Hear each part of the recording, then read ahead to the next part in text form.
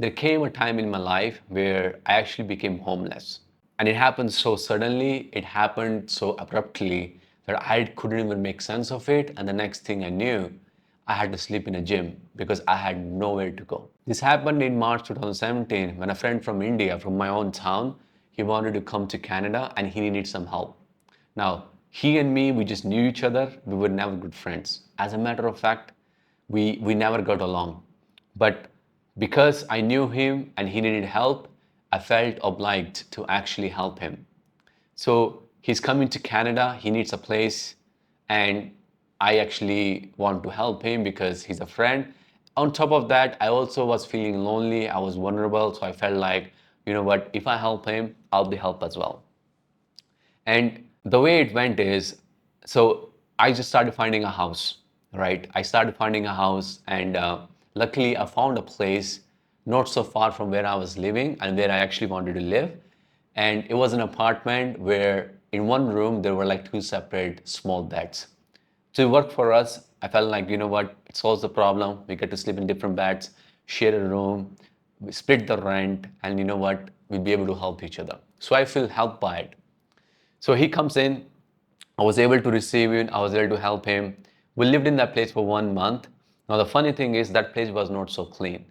You know, it had sofas, it has its beds, and it had, you know, all the other things. But the kitchen was busted. Washroom was not the most amazing washroom. There were some cockroaches as well. And you know what? I felt like I'm paying less rent. I have a friend to help and take help from. We'll do it. And it was very incredibly difficult time because I was also very new. This guy was new. I was making money, but I was building myself up and I wanted to save money and I wanted to have a better career. And you know, as a new man in a new country, I was still making sense of the world because I had only lived in India for my entire life and now I moved to Canada and I had to like accept the Canadian culture, which is a totally different culture to what India is. So I had to adjust, I had to adapt, and it was a very difficult transition. So we stay for 30 days, and at the end of the last week, he said he wants to move because he's found a different place with some other friend. I said, it's okay. If you want to move, you can move, and I will also find my place. So he took the move, and I had to find a place which I couldn't. And finally, like 3 days before the month will close, I was lucky to find one place. And I asked the owner that I will move on the 30th of March. And he said, it's okay, you can move on the 31st of March.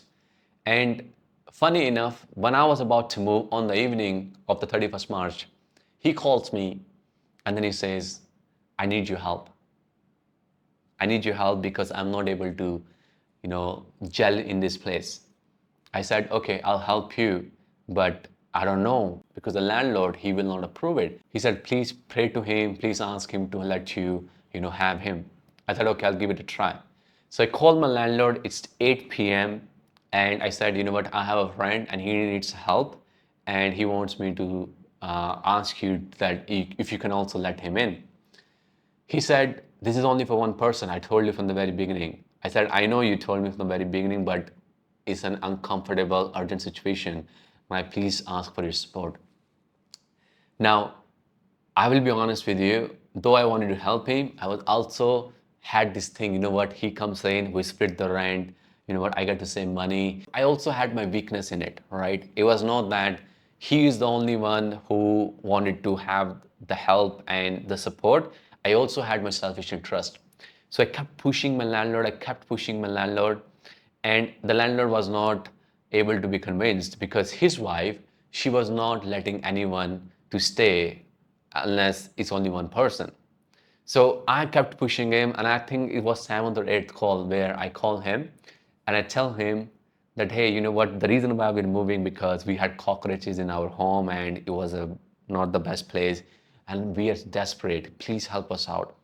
And the moment his wife heard the word cockroaches, she got panics, she got anxious, and she asked her husband to switch the phone off and then ask these guys to never call us again.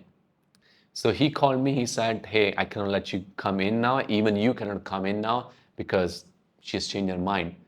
And then he blocked my number.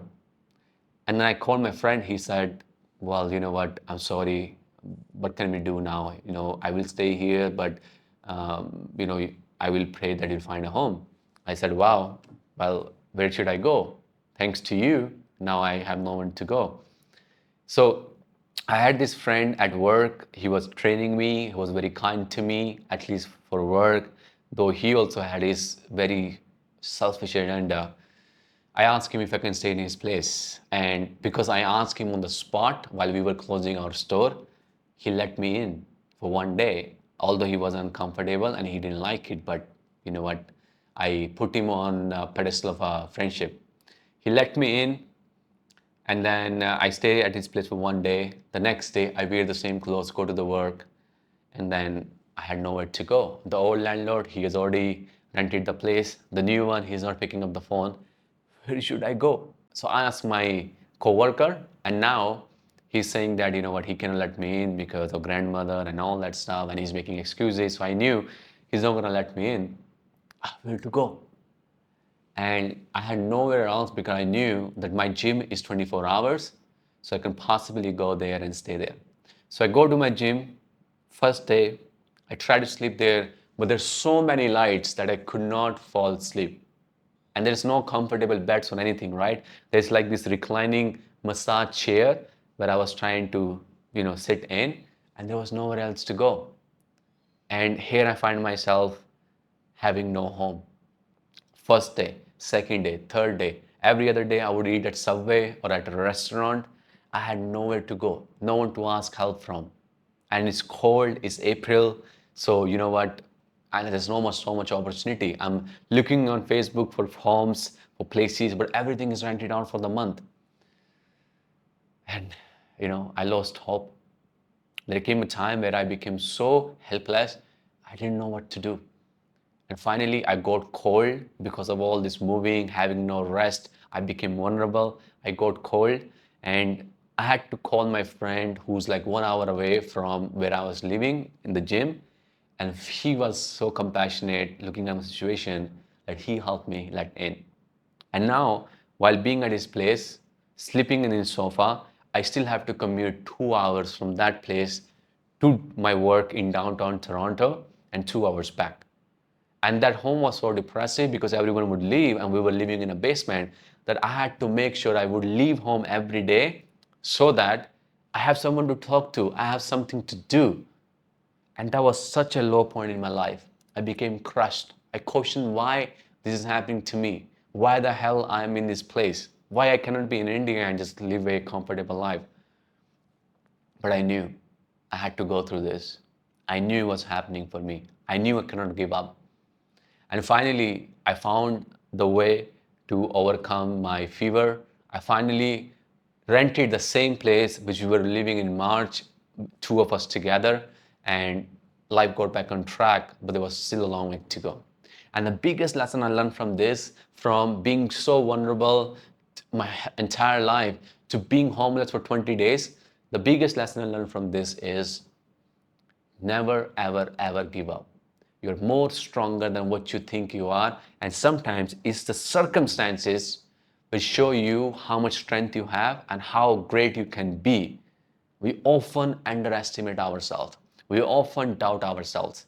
And sometimes it's the circumstances that show us what we can truly, truly do. So if you are going through some things in your life where you don't know what the situation is, where to go, where you feel like life is stuck, give yourself some time and keep going, keep putting the actions. Sometimes circumstances are the only thing that will change your life. Sometimes circumstances are the only thing that will show you what the way is. If you keep going, you keep walking, the way will come to you because life is not stationary. What comes in must goes out. Nothing can stay forever. So things will come to you, but you've got to keep going and you have to make sure you have that faith. This is why spirituality is so strong. This is why having that faith in the divine is so strong. Because sometimes you will not know what to do, where to go, what's going to happen. And in those times, only faith will come to your rescue and show you the way. So do not give up. Believe in yourself. Pray. Prayers have a lot of power. Have that faith, and the way shall be open up to you. Thank you so much for watching. I pray whatever you're going through, you find your way. I pray that you find the tools, and remember, where there's a will, there's a way. Do not give up. Keep showing up for yourself, and you will find your path. That's always the way it is because that's the truth. Thank you so much for watching. I'll see you soon.